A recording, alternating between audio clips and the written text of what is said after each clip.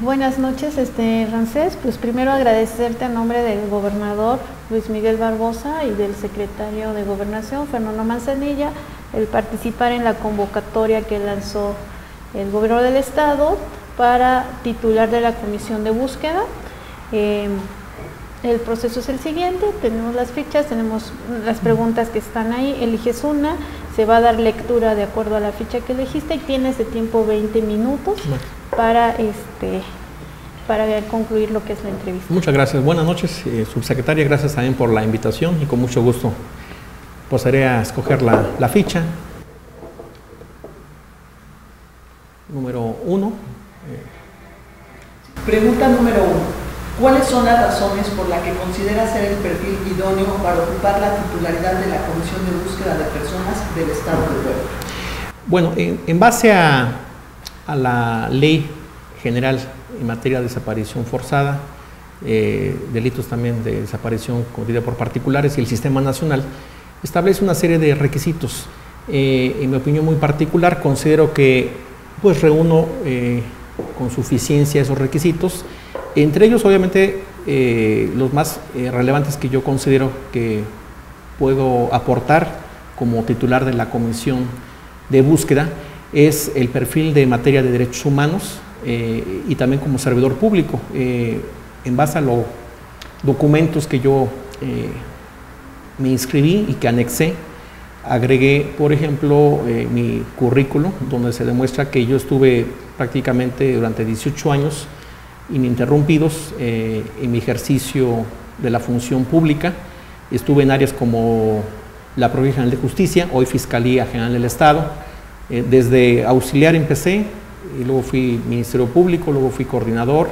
Conozco bien el tema de lo que es la investigación de un delito, sé muy bien la parte en criminalística, en criminología, y también estuve en temas en seguridad pública y en gobernación. Trabajé en un tiempo en temas que tienen que ver con la criminología, en el tema de los internos en los centros de reclusión, que también está muy ligado y vinculado con el hecho de personas a veces desaparecidas, gente que a veces puede estar albergada en un centro de reclusión. Algo también que puedo, creo que aportar por mi experiencia, es que cuando trabajé en la Secretaría de Seguridad Pública, yo tenía el manejo y era el enlace con Plataforma México. Plataforma México es la base de datos a nivel nacional que maneja todos los registros.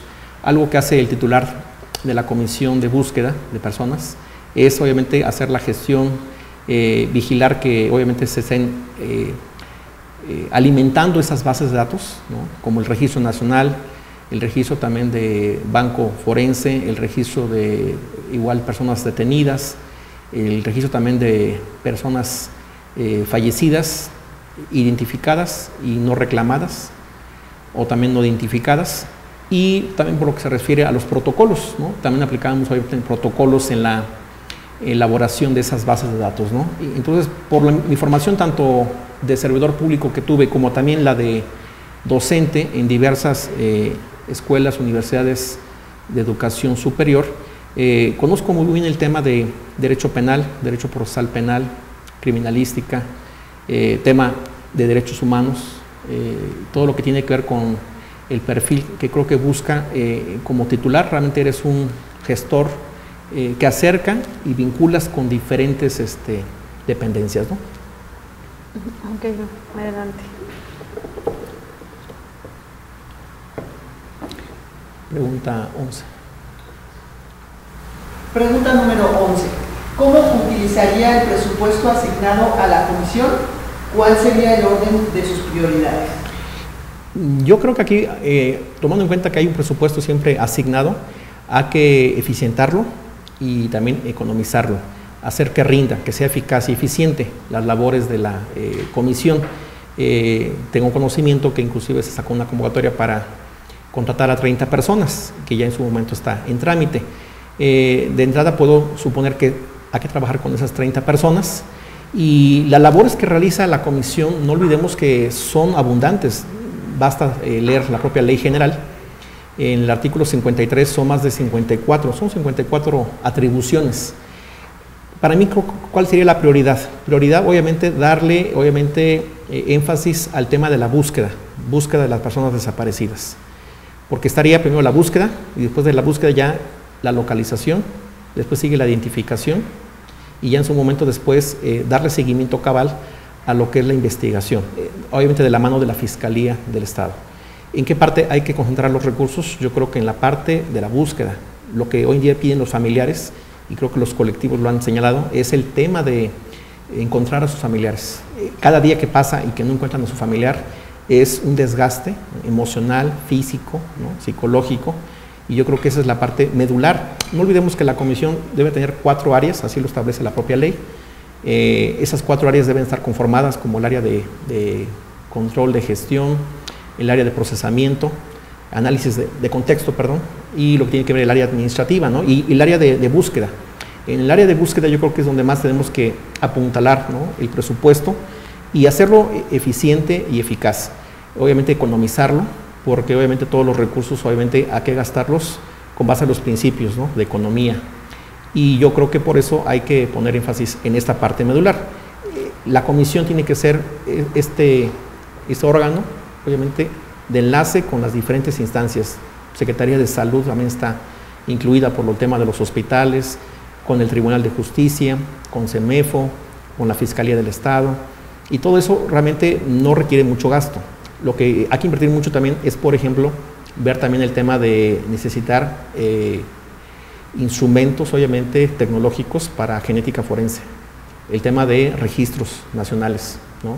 Es la parte que obviamente ahí yo creo que también con apoyo de la Comisión Nacional y podríamos también bajar recursos, ¿no?, a través de los diferentes partidas presupuestales que se tenga asignada para lo que es el tema del Sistema Nacional de Búsqueda de Personas. Muy bien.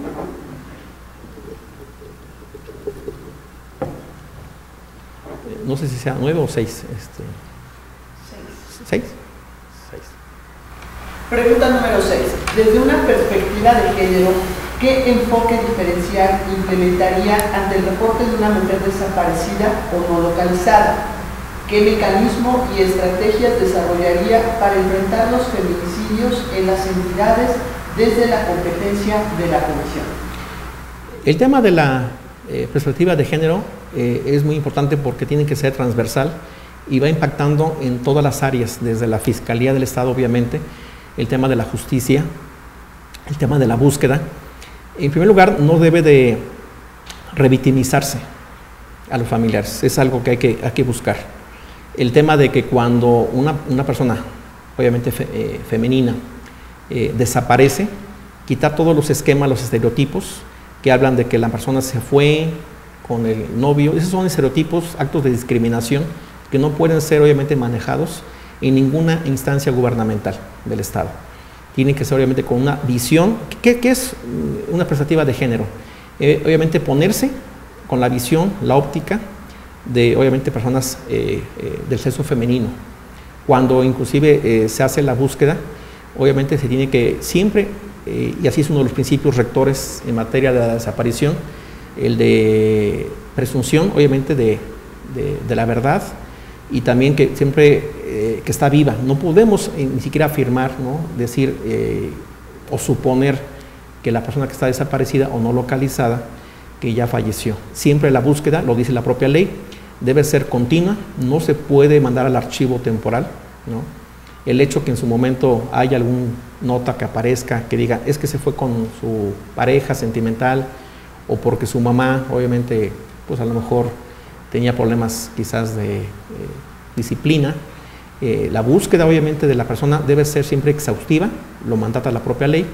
Y la perspectiva también tiene que ver también de género, no solamente cuando hablamos de las mujeres, hablamos también de menores de edad, adolescentes, obviamente ahí también entra el interés superior de la niñez, y también no olvidemos el tema también de personas de transgénero, ¿no? Aquí también tendría que aplicarse obviamente esa visión de la búsqueda, ¿no?, desde la localización y la parte de la investigación. Algo que no le debemos olvidar es que hay protocolos, hay 2 protocolos, un protocolo de homologado de búsqueda que emana de la propia Sistema Nacional de Búsqueda y la Comisión Nacional, y el protocolo homologado de investigación que se le compete a las fiscalías o procuradurías, ¿no?, que ya ambos ya existen. En esos protocolos obviamente siempre tiene que permear la visión de perspectiva de género. inclusive hasta llegar al tema de los juzgados. Hay un protocolo también que es importante señalar, que es juzgar con perspectiva de género, que eso también lo ha dicho la propia Consejo de la Judicatura Federal, que es que cuando el juzgador emita sus fallos y resoluciones y sentencias, tiene que ser con la visión, obviamente, de una perspectiva de género, incluyendo, obviamente, a mujeres, menores de edad, adolescentes, y también personas que sean de la comunidad, ¿no?, lésbico, gay, ¿no?, transexual también. Okay. Tema 3. Pregunta número 3. ¿Qué tecnologías propone para la aplicación de búsqueda en campo? ¿Cómo sumaría a las instituciones que ya aplican determinada tecnología en acciones de búsqueda llevadas a cabo por la Comisión? La tecnología tiene que ser obviamente una herramienta fundamental para lo que es la Comisión en su búsqueda de personas desaparecidas o no localizadas. Es muy común, a veces frecuentemente, que los colectivos familiares de personas se acercan tanto con la Fiscalía, con la propia Comisión, a señalar que hay fosas o hay datos que hacen suponer que están personas a veces enterradas o que les dijeron, ¿no?, alguien les pasó alguna información. Como no podemos andar buscando, haciendo búsquedas obviamente en fosas donde no sabemos en dónde se pueden encontrar presumiblemente. Para eso hay escáneres, ¿no?, hay obviamente prototipos también que se pueden solicitar para obviamente primero ubicar, ¿no?, si es que hay restos fósiles, si hay restos humanos de personas. Tenemos también que saber en la inteligencia que cuando encontramos incluso algún tipo de vestigio, indicios, como lo dice la propia ley, ¿no?, puede ser sangre, ropas, etcétera, etcétera, tienen que ser primero analizados a través del laboratorio de criminalística de campo y de laboratorio. Para eso obviamente existen, por ejemplo, sistemas con espectrofotometría de absorción atómica, que son los más certeros que se pueden dar en comparación con otros sistemas ya en desuso. Esos son exactos en cuanto a señalar si hubo algún tipo de fluido que se haya encontrado, si hubo prendas de vestir, si es que hay algún tipo de rastro, indicio de arma de fuego, si hay algún tipo de tóxico, sustancia tóxica. Todo eso obviamente tiene que ser a través de sistemas, obviamente, de mecanismos periciales, forenses, con tecnología de punta, ¿no? Yo considero que se puede solicitar obviamente siempre el apoyo a otros tipos también de instituciones, inclusive hasta firmar convenios de colaboración, para que también el gasto no sea tan oneroso para la propia comisión. En el caso particular, la Fiscalía cuenta con sus propios también recursos, que también los puede obviamente aportar. No olvidemos que aquí es una labor interdisciplinaria, ¿no?, y obviamente tiene que ser así, vista con esta óptica, porque obviamente la persona va a estar, o un familiar va a estar ya satisfecho hasta que le puedan decir si la persona, obviamente su familiar, ya apareció, obviamente, y en dónde está. Es algo que no podemos dejar de mirar, el acompañamiento que tiene que hacer la comisión, y algo también que lo dice la propia ley. Tiene todo el derecho los familiares de acceso tanto al expediente, no se le puede ocultar, así como también para aportar datos de prueba, e inclusive la propia comisión puede sugerir, proponer actos de investigación. De ahí la importancia que el titular obviamente sea un agente que conozca qué es una investigación en materia penal, porque si le vas a proponerle actos de investigación a una fiscalía, y es una fiscalía especializada, no olvidemos que debe haber fiscalías especializadas, debe saber con precisión y en forma concreta qué tipo de actos de investigación le vas a proponer a la Fiscalía, ¿no? Inclusive también si pides apoyo a las policías también, que puede ser Policía Federal, Estatal o Municipal, de los ayuntamientos, también tienes que capacitarlos. Entonces es necesario obviamente la tecnología.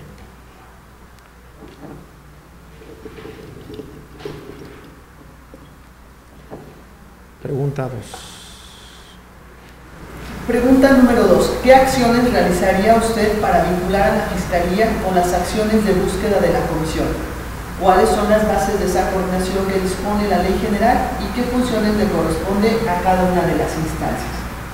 Como ya lo dije, la Comisión es una instancia de coordinación, acompañamiento también de las familiares hacia la propia Fiscalía. Cuando alguien quiere denunciar, también debemos también como comisión acompañarlos a las familiares a que pongan la denuncia, No olvidemos que el reporte se puede hacer, ¿no? La de la noticia es noticia, reporte o denuncia, lo establece la propia ley. Y en el caso particular, no olvidemos, cuando hay datos, indicios de que una persona desapareció con motivo de un delito, entonces sería persona desaparecida. Cuando es no localizada, es cuando igual está ausente, pero no hay indicios que esté vinculada con un delito, que eso es muy diferente, para distinguir. El delito de desaparición forzada es un delito plurisubjetivo, es decir, es de acción y de omisión, porque implica la presencia de servidores públicos o de personas particulares con la anuencia, la quiescencia de un servidor público, que lo priva de la libertad, esa es la primera acción, y después viene el ocultamiento del paradero, que se niega a dar con el paradero, a la gente que acude se le niega. Entonces primero es una acción de privar de la libertad y después el ocultamiento, es de acción y de omisión, es un delito permanente, que no prescribe hasta que no aparezca. ¿Cuál es la labor de la comisión? Vigilar que la integración de la carpeta de investigación llegue siempre y que se esté en forma periódica y permanente integrándose. No se puede enviar al archivo temporal, la ley lo prohíbe. Nuestra labor como comisión es vigilancia, supervisión, y aquí hay que tener un órgano de enlace con la Fiscalía Especializada y con la comisión, en constante comunicación y con los familiares, porque si en su momento se le oculta la información a veces a los familiares, es donde viene a veces el enojo de la gente, viene el encono, algo me están ocultando, o la gente a veces va una semana, a la siguiente semana, ¿qué pasó con mi familiar? ¿Qué han hecho? Es entendible por qué la gente a veces se molesta, ¿no? Porque dice no encuentra una respuesta. Entonces nuestra labor es realmente de acompañamiento. Nosotros no investigamos delitos, eso nos queda claro, pero nosotros hacemos aportes, inclusive podemos proponer actos de investigación, y debe ser una relación estrecha, muy vinculada con el tema de la Fiscalía. Si la Fiscalía no investiga bien, no puede llegarse obviamente a un proceso penal ante un juzgado. Nada más como un dato, solamente hay 10 sentencias condenatorias por desaparición forzada a nivel federal. 10 denuncias, digo 10 sentencias. Entonces es algo que algo está fallando en la investigación, hay que proponerle coadyuvar con la Fiscalía para que esto no quede obviamente a la deriva, ¿no? ¿Cuál sería su experiencia, cuál sería tu experiencia en el tema de búsqueda? En el tema de búsqueda, cuando yo fui agente del Ministerio Público, de hecho trabajé en la institución prácticamente más de 10 años, me tocaron temas, todavía no había el delito de desaparición forzada, claro, pero había gente que llegaba y desaparecía. Nuestras primeras labores de investigación, yo como Ministerio Público, era girar oficios, obviamente, tanto a hospitales, verificar que no hubiera en los CEMEFOS, no nada más de Puebla, de la República Mexicana, líneas de investigación que yo le daba en un oficio a la Policía Ministerial, antes llamada Policía Judicial, yo le daba líneas de acción donde tenía que investigar. Obviamente de la denuncia que nos hacía el familiar, nos daba elementos valiosos para poder investigar, dónde investigar, las relaciones que tenía con las personas, entrevistas, cuando había inclusive datos que estuviera relacionado con algún grupo, a veces grupos como pueden ser, en aquel entonces eran los zapatistas, me acuerdo, hacíamos una búsqueda, obviamente, en esos lugares donde había presencia de esos grupos, como eran los zapatistas, ¿no? El tema, a mí me tocaron, obviamente, se iniciaban incluso constancias de hechos, no se iniciaba como una averiguación previa, porque en sí la desaparición en aquel entonces no era delito, pero iniciamos la investigación y a mí me tocaba inclusive, en uno de los casos me tocó encontrar a la persona, se había ido obviamente de Puebla y se había ido obviamente, era una hermana que había denunciado su desaparición y la encontramos en Chiapas, casi un año después. La labor de nosotros como Ministerio Público era hacer la búsqueda, pero tenemos que hacer acciones de actos de investigación, no podemos hacer 2 o 3, girar oficios a alguna institución y dejarla obviamente todo ahí en archivo temporal. La persona, me acuerdo que esa persona que yo le comento iba, inclusive mínimo cada 15 días, y me pedía informes de cómo iba la investigación. Ok, bueno, algo así brevemente que quiera resaltar o que haya hecho falta. Nada más agradecer obviamente la oportunidad que me brindan para poder expresar obviamente mis inquietudes, mi propuesta. Y obviamente yo quedo a disposición de lo que establezca el procedimiento que establece la convocatoria. Muchas gracias. Bueno, pues agradecerle, Ramsés, el participar, comentarle que es una convocatoria transparente, totalmente ciudadana y que sigue el proceso de dictamen también con universidades. Posteriormente pues ya le haremos saber y desearle éxitos y darle las gracias en nombre del gobernador y del secretario Fernando Manzanilla. Muchas gracias, igualmente, gracias.